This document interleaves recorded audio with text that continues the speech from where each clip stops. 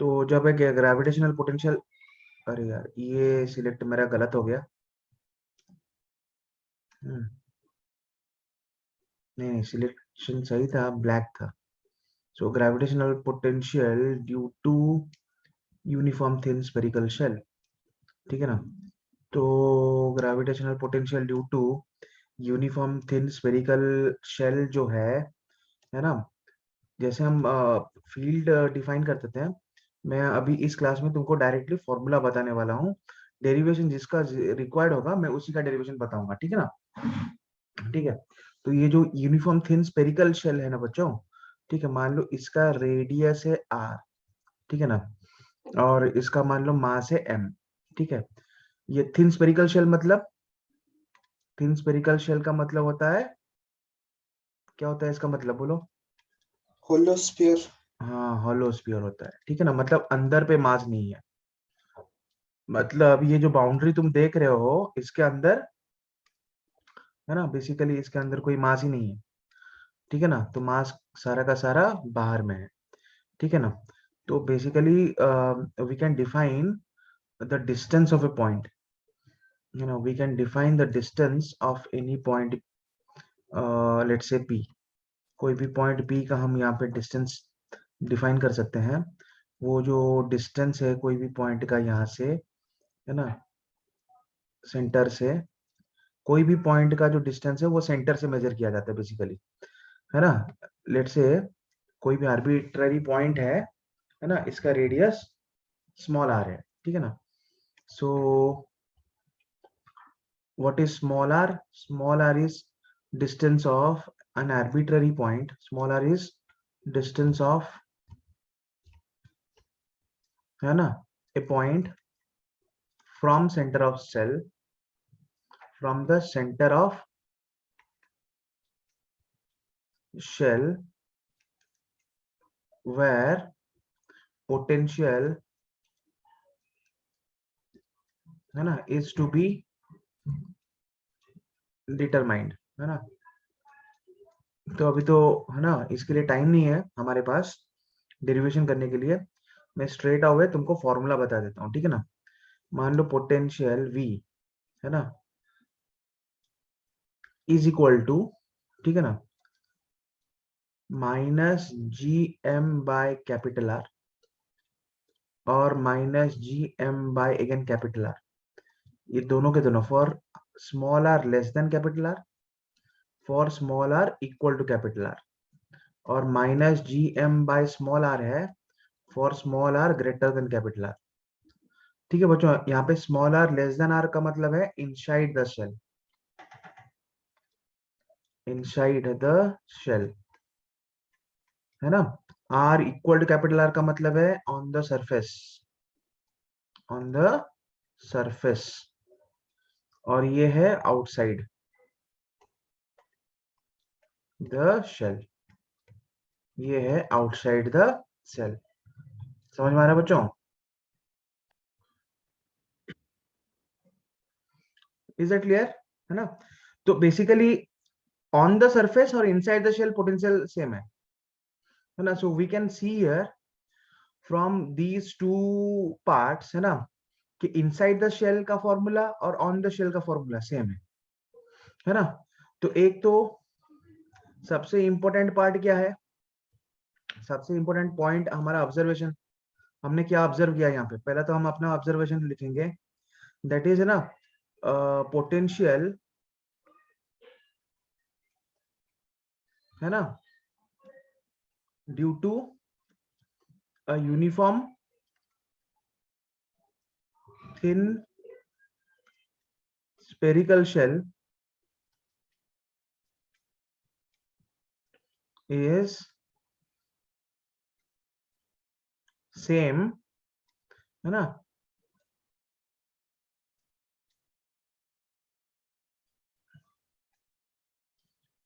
on its surface and inside the surface,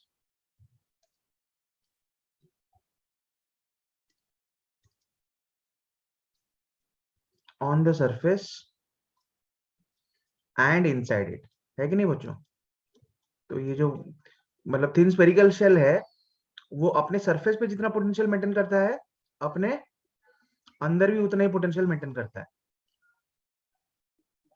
समझ में आया बच्चों, है ना?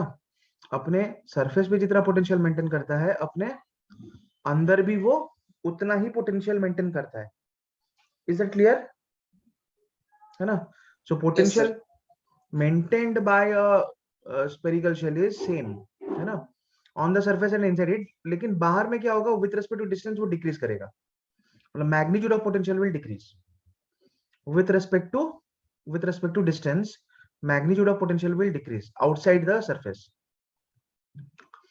Is that clear? है ना? तो बाहर में वो क्या होता है ना, अकॉर्डिंग टू डिस्टेंस वो डिक्रीज करते जाता है।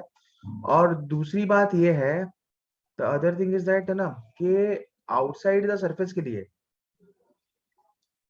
आउटसाइड द सरफेस के लिए क्या होता है ना, we can assume the sphere, है ना, to be a point mass located at it centre, क्योंकि यहाँ पे पॉइंट मास वाला फॉर्मूला लगता है ना, माइनस GM/R, है ना?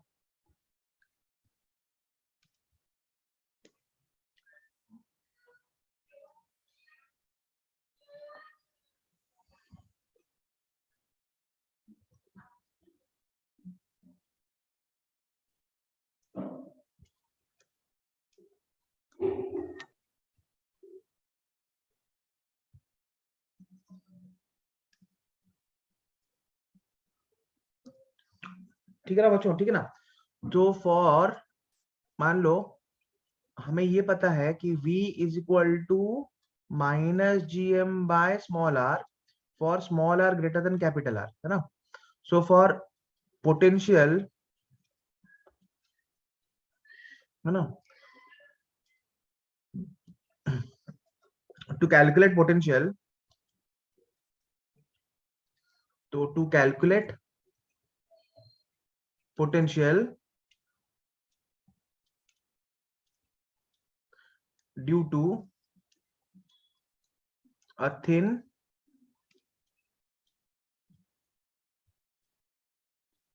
spherical shell,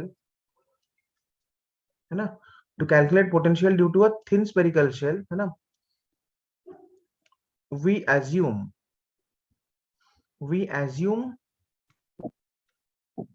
the shell to be a point mass, है ना, located,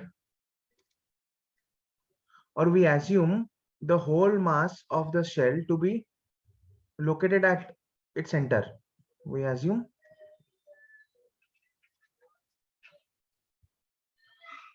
the whole mass of the shell,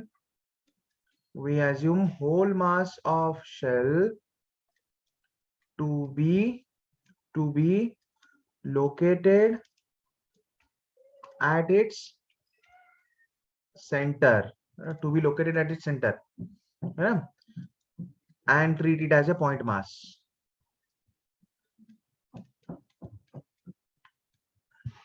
Point mass and use point mass formula. समझ में आ रहा है?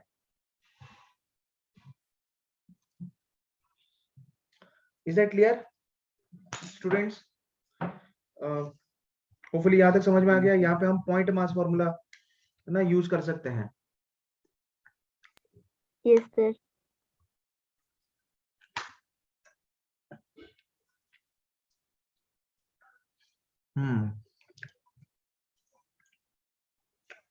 The next potential due to, next is potential due to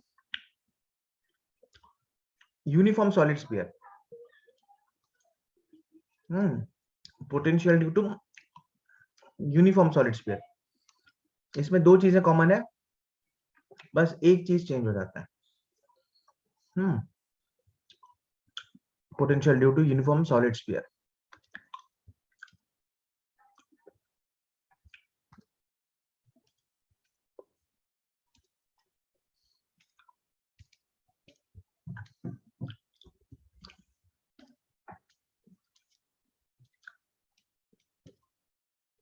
potential due to, sir हाँ बोलो। Sir previous slide पे देखा तू ना। एक मिनट हेडिंग खत्म हो जाने तो थोड़ा।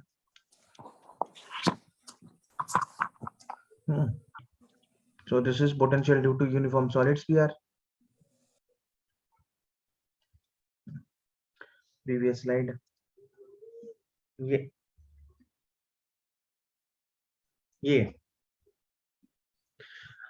यही चीज हमने फील्ड के लिए भी तो डिस्कस किया था। यही चीज तो हमने फील्ड के लिए भी डिस्कस किया था, है ना।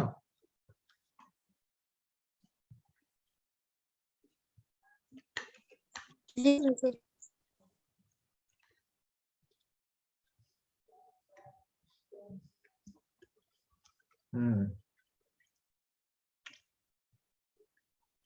सर फील्ड में वो 0 हो जाएगा ना इनसाइड जाने से। फील्ड में शेल के अंदर फील्ड 0 हो जाएगा। हाँ ठीक है ना, शेल के अंदर वो फील्ड 0 हो जाएगा। तो सर शेल के अंदर हर एक मतलब रेडियस पे कांस्टेंट रहेगा ना हमारा पोटेंशियल। पोटेंशियल कांस्टेंट है, जो सरफेस के ऊपर है पोटेंशियल, वही पोटेंशियल सरफेस के अंदर है। लेकिन फील्ड जो है शेल के अंदर 0 है। पोटेंशियल है और पोटेंशियल कांस्टेंट है, मतलब जो सरफेस पे है वो अंदर में कोई भी पॉइंट पे भी सेम पोटेंशियल है ना। लेकिन फील्ड कहाँ पे है, सरफेस पे है और बाहर पे है फील्ड, लेकिन अंदर पे मतलब फील्ड जो है वो 0 है। ठीक है, clear. Yes sir. Yes sir. So potential due to uniform solid sphere हो गया।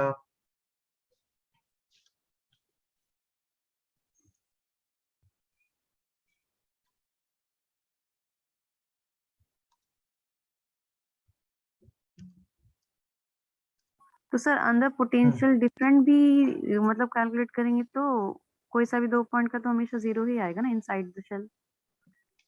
पोटेंशियल तो आएगा ना, पोटेंशियल डिफरेंस 0 पोटेंशियल आएगा। डिफरेंस अगर कोई 2 पॉइंट का करेंगे तो 0 ना आएगा। पोटेंशियल डिफरेंस 0 आएगा। ठीक है, समझ में आ गया बच्चों बात। ठीक है, अब आगे बढ़ते हैं। Uniform solid sphere.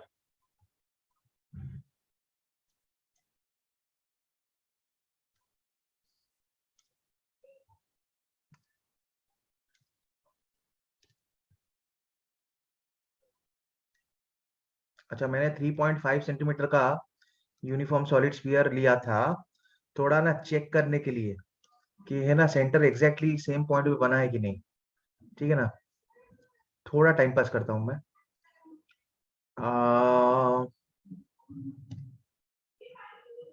देखते हैं।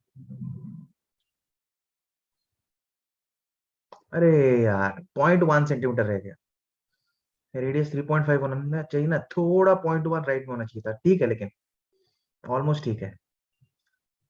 ठीक है ना, हर बार यही होता है कि 0.1 सेंटीमीटर मेरा एरर रहता है, कितना भी बड़ा सर्कल बना लूं यहाँ पे। ये बोर्ड को ना सेंटर देना चाहिए यार। ठीक है, ओके। तो इसका रेडियस r है और मास जो है m है ना। कल भी रे ऑप्टिक्स में 5 सेंटीमीटर का बनाया था सेंटर, जहां पे मैं सेंटर लिया था, रेडियस का स्फीयर है ना, तो वो 4.9 सेंटीमीटर आ रहा था सेंटर से डिस्टेंस। सो मान लो इसका मास m है, रेडियस r है। ठीक है, तो बेसिकली क्या होगा, again inside the shell outside the shell. ठीक है ना, सब कुछ पढ़ेंगे। ठीक है, पहले तो मैं एक फॉर्मूला तो मैं बताऊंगा। ठीक है, मतलब डेरिवेशन, क्योंकि उस डेरिवेशन, वो जो डेरिवेशन है वो थोड़ा इंपॉर्टेंट है, इसीलिए मैं बताऊंगा। ठीक है ना, तो v is equal to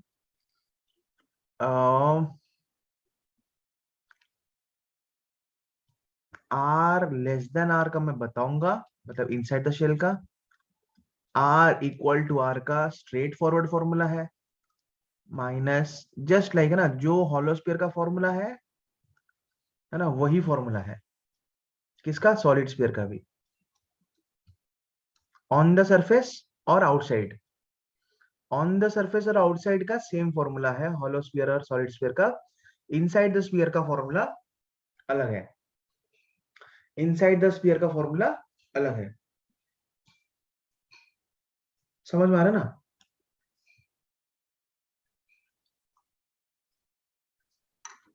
yes sir.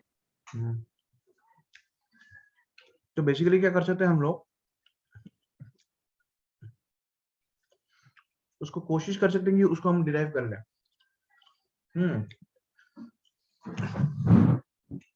क्योंकि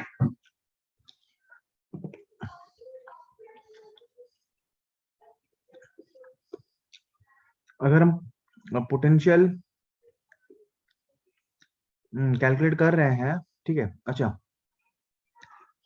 इसका जो कैलकुलेशन है ना, इसका कैलकुलेशन है, this calculation is dependent on relation between, है ना, field and potential, on relation between field and potential, ठीक है ना। तो पहले पढ़ते हैं हम लोग relation between field and potential, है ना, फिर आ जाएंगे यहाँ पे वापस।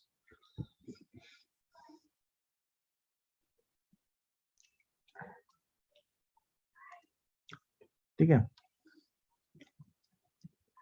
सर तो सर मैं थोड़ा पीछे रुक गया। पीछे रुक गए, ठीक है, हो गया। हाँ सर हो गया।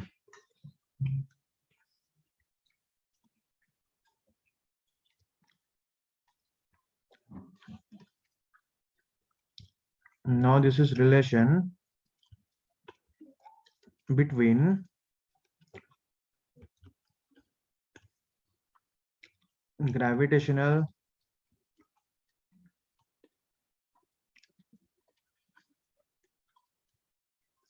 field intensity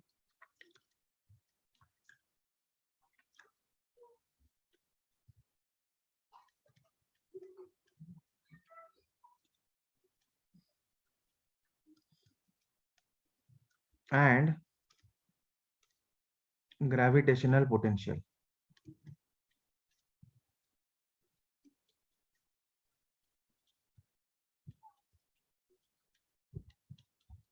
ठीक है ना। So what is the relation between gravitational field intensity and gravitational potential? ठीक है ना। तो देखो, ये आता है वॉकडन वाले फॉर्मूला से।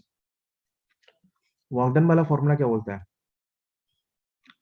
W external work done by external force is equal to change in potential energy of system। इसका मतलब क्या है, पता है ना सब लोगों को, ये तो सब लोगों को पता है कि नहीं? ये क्या यस सर। है ना, work done by external force, है ना, is equal to change in potential energy of system. Potential energy of the system, ठीक है। ये सब डेफिनेशन, बेसिक डेफिनेशन जो है ना, फॉर्मूला याद रहे नहीं रहे, बेसिक डेफिनेशन याद रखना जरूरी है ना। फॉर्मूला भी जरूरी है, लेकिन सबसे पहला जरूरी है कि बेसिक डेफिनेशन याद रहना चाहिए, क्योंकि डेफिनेशन से आता है फॉर्मूला। अगर फॉर्मूला याद भी नहीं है ना, तो डेफिनेशन से तुम निकाल सकते हो, ठीक है। हाँ, ये है कि ना क्वेश्चन, मतलब एग्जाम टाइम में उतना टाइम भी नहीं रहता है ना कि फॉर्मूला भी डिराइव कर लो। तो बेसिक फॉर्मूलाज भी है ना, सब तुमको याद रखना है, जैसे कि अभी हमने डिस्कस किया, रिंग का फॉर्मूला, ना शेल का फॉर्मूला, स्पीयर का फॉर्मूला, ठीक है ना। तो ये जो work done by external force है, हमें ये भी पता है ना, work done by external force is negative of work done by gravitational force. ये तो negative of work done by gravitational force है ना, है ना, ये negative of work done by gravitational force is equal to change in potential energy. समझ में आया बच्चों? अब यहाँ पे मैं दो दो डेफिनेशन यूज करूंगा। हमें पता है कि work done by gravitational force जो है that is equal to gravitational force dot product with dx।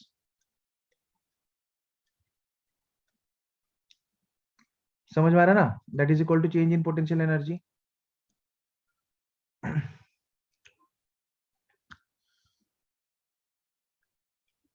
अरे समझ में आया? Yes sir. और हमें पता है कि ग्रेविटेशनल फोर्स कोई भी एक्सटर्नल ग्रेविटेशनल फील्ड रीजन में कोई भी ऑब्जेक्ट के ऊपर ग्रेविटेशनल फोर्स कितना आता है, मास इनटू फील्ड इंटेंसिटी।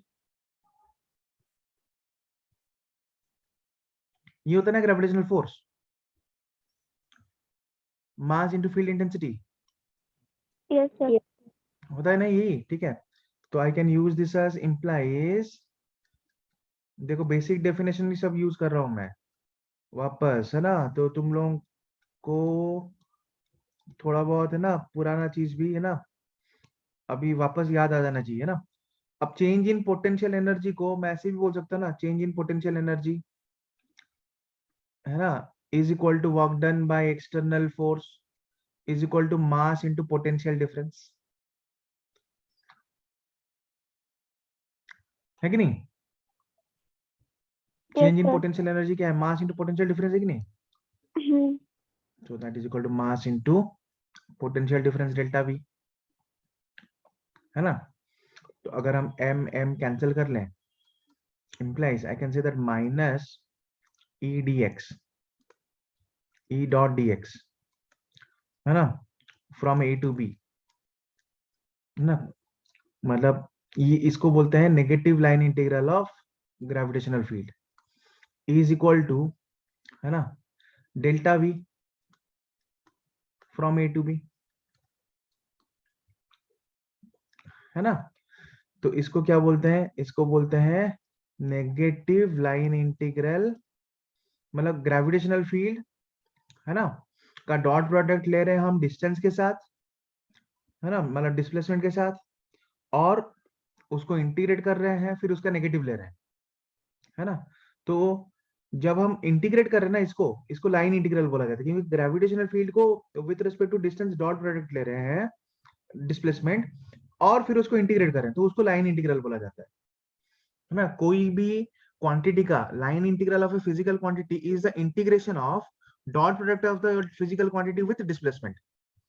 कोई भी फिजिकल क्वांटिटी का एक डिस्प्लेसमेंट के साथ डॉट प्रोडक्ट लेकर उसको इंटीग्रेट करने से उसको उस पूरा पर्टिकुलर मतलब है ना प्रोसेस को क्या बोला जाता है, उसको बोला जाता है that is the line integral of that physical quantity, है ना।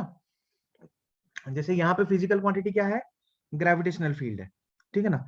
तो ये बन जाएगा अभी नेगेटिव, है ना, लाइन इंटीग्रल ऑफ,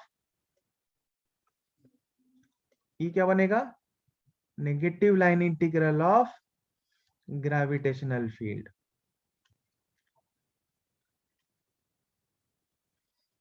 तो ये बन गया हमारा negative line integral of gravitational field minus E dot D x, है ना। समझ में आया बच्चों? बच्चों ये समझ Yes, में sir. आया? हाँ, Yes, sir. ओके। तो negative line integral of gravitational field between any two points is equal to potential difference between the same two points, है ना।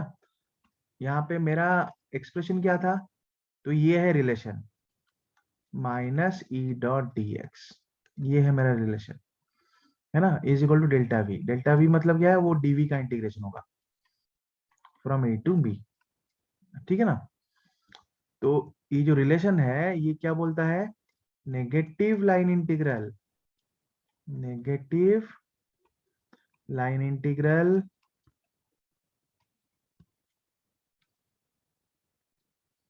Of gravitational field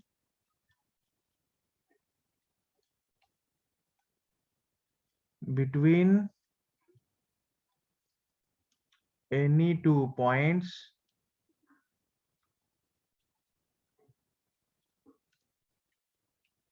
is equal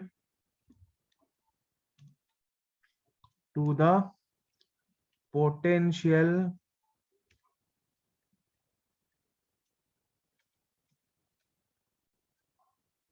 difference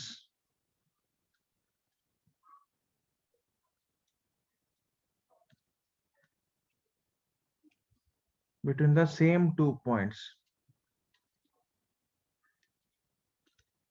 समझ में आया ना? ये डेफिनेशन का मतलब है। ठीक है बच्चों, है ना? अब इसको मैं ऐसे भी लिख सकता हूं, जैसे कि जो ग्रेविटेशनल फील्ड है, it is basically the vector sum of its components along x axis. तो बेसिकली ग्रेविटेशनल फील्ड क्या है ना? इसका और एक फॉर्म भी ऐसा आ सकता है कि ना, ग्रेविटेशनल फील्ड जो है that is summation of its components, vector sum of its components along x, y and z axis, exi cap plus eyj cap plus ez k cap। मैं ऐसे लिख सकता हूं इसको, है ना? और ये जो dx वेक्टर है ना, इसको dr वेक्टर लिख लो। यहाँ पे मैं यहाँ पे मान लो इसको मैं dr लिख रहा हूँ बच्चों, ठीक है ना? dx नहीं लिखकर dr लिख रहा हूँ। क्यों ऐसे लिख रहा हूँ dr? dr जो है small change in displacement vector is equal to small change in x coordinate or displacement along x axis, small change in displacement along y axis plus small change in displacement along z axis is equal to small change in displacement vector, है ना? ये है small change in displacement along x axis, उसका vector sum लेंगे small change in displacement along y axis, फिर उसका vector sum लेंगे small change in displacement along z axis is equal to total small change in the position vector, है ना, of the mass. समझ में आया? Yes, समझ में आ रहा ना? तो फिर इंप्लाइज, मैं ऐसे लिख सकता हूँ ना पूरा एक्सप्रेशन को, minus of EXI cap plus EYJ cap plus EZK cap dot product with DXI cap plus DYJ cap plus DZK cap is equal to DV from A to B.